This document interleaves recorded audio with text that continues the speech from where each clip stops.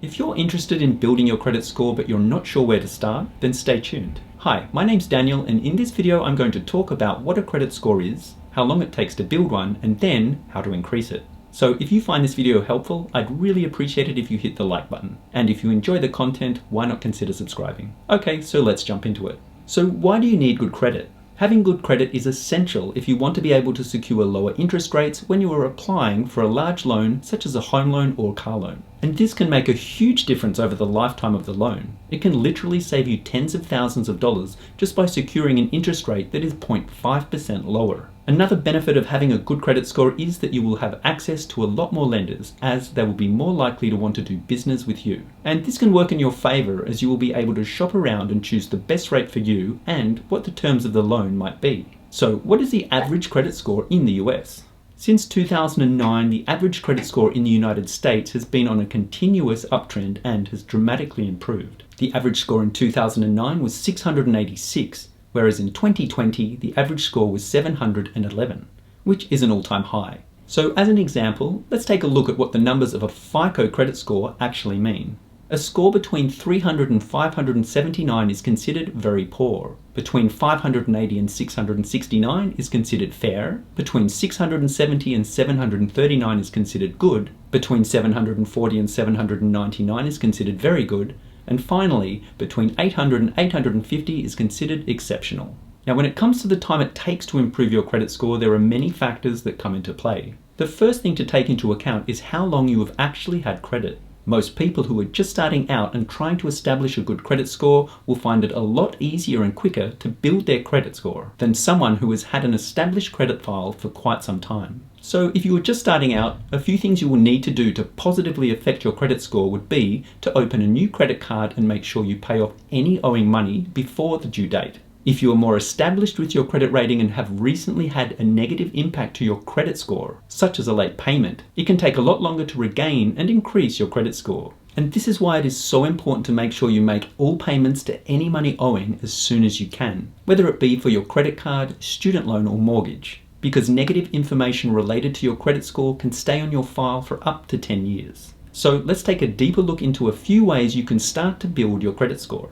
Become an authorized user. Basically, this is when you ask a friend or family member if you can be added to one of their existing credit card accounts as an authorized user. Now, if you do decide to do this, it's important to make sure that the account has a very good, if not perfect, payment history, and that the friend or family member has maintained a low debt-to-income ratio on the account. And finally, it is important that the account has been established for a fair amount of time. Now, it is worth knowing that as an authorized user, only the primary account holder is legally responsible for the credit repayments. And as this situation can be risky for the primary account holder, it is possible that they just put your name on the account as an authorized user, but don't give you a credit card or any account information. And this will still benefit you both. It can protect them from having any unwanted bills to pay off their credit card, and as long as the primary account holder continues to maintain their credit score by making payments and keeping their credit utilization low, you will get the benefit of piggybacking off their account and actually building your credit history. Something to consider by using this method.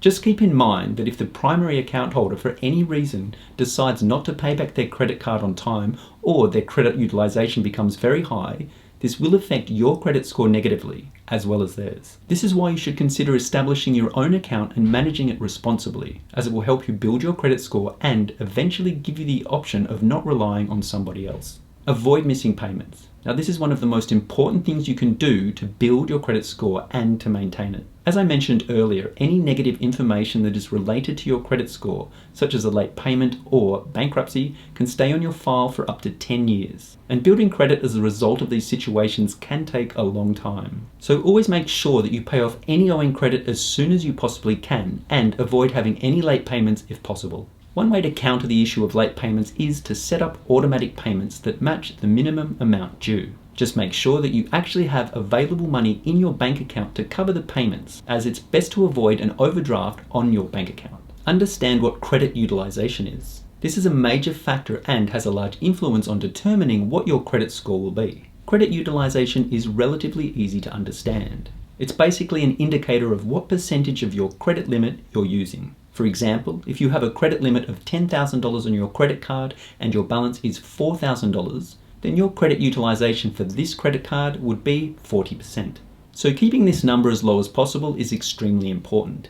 Anything below 30% is desirable, because if your utilization is too high, then it can indicate to the lender that you may be overextended on your payments and may find it difficult to repay the money you have borrowed. A few good ways to keep your credit utilization low are: try to make multiple payments throughout the month. And by doing this, you will effectively lower your credit utilization and therefore increase your credit score. I've been doing this with my credit cards for a long time, and my credit score has always been high as a result. If you have multiple credit cards, try to make smaller payments on each of them to keep the credit utilization low. Another thing you can do is set up balance alerts for your credit card. This will notify you if you go past a preset limit and help you to stay on track. Avoid making too many credit inquiries over a short period of time. And for this section, there are two types of credit inquiries: a hard inquiry and a soft inquiry. With a soft inquiry, it is unlikely that it will affect your credit score, as they are not attached to a specific application for credit. Examples of a soft inquiry would be when you check your own credit. A mortgage lender checks your credit to pre-approve you for a loan that you haven't submitted a full application for, or if you authorize a potential employer to check your credit report. As long as there is not a new application for credit made, it will be a soft inquiry.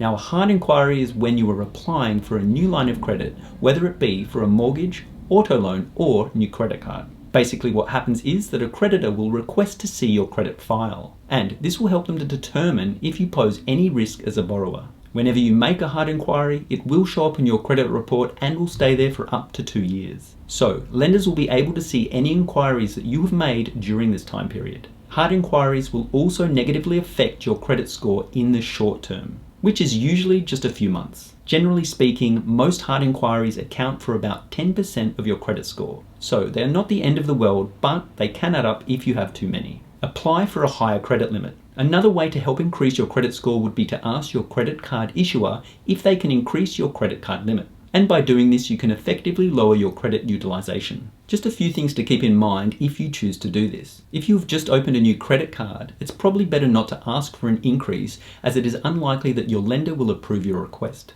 You also need to be a bit cautious when asking for a credit card limit to be increased, as it can result in a hard inquiry, which can potentially affect your credit report negatively. Just ask the lender if it is possible to make a small increase without the need for a hard inquiry, and hopefully they will just approve it. If for any reason the lender does ever ask for more information related to a credit increase, it's probably best to decline the request, as it's not worth having a hard inquiry on your credit file if possible.